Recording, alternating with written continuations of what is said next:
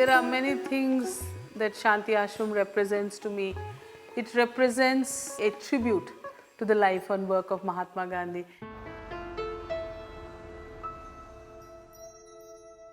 I think Gandhiji belongs to the people. He lived and worked for the progress of not only the people of India, but people of the world. He says, even if one person falls, humanity falls. And even if one person rises, we all give us a chance to believe that together we can rise. Through my parents, I saw and understood the value of working this way. I remember my mother once saying, every problem is there only to be solved. This aspect, this attribute of looking at life as a hopeful journey is something that comes when you're in the middle of problems. But also when prosperity comes, the desire that it may be shared by all.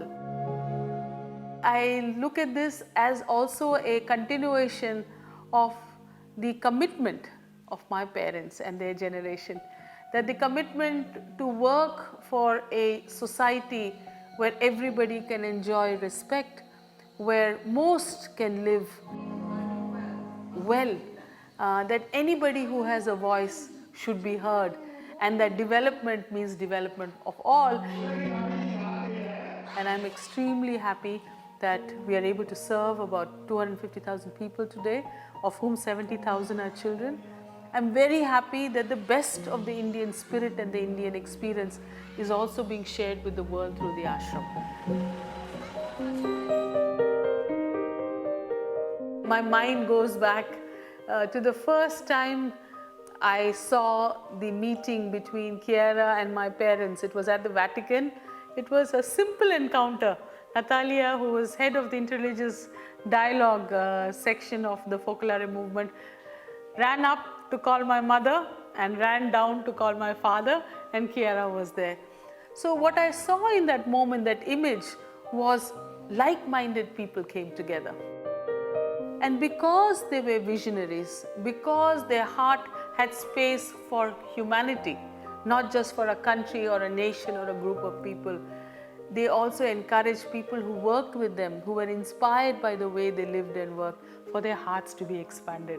And that is why for me, since 2000 now, there is a certain way that we have worked together. We have met, we have heard one another, we have organized programs together, we have served the most vulnerable in our communities together through these concrete projects. Children who live in poverty, families who live in poverty. We have encouraged our young people to talk, to transcend boundaries, to discover unity beyond words, in prayer, in music, in working together. Our work together with the Focolare movement is a testimony that when there is openness and a common and a shared vision of working for peace and unity in this case, we can transcend boundaries.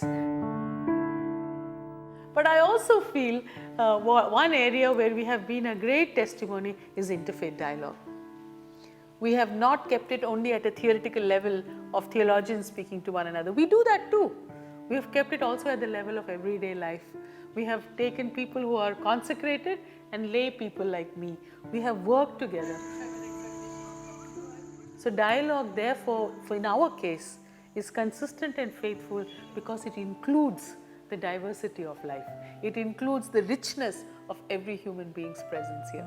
And that is why I think we have survived.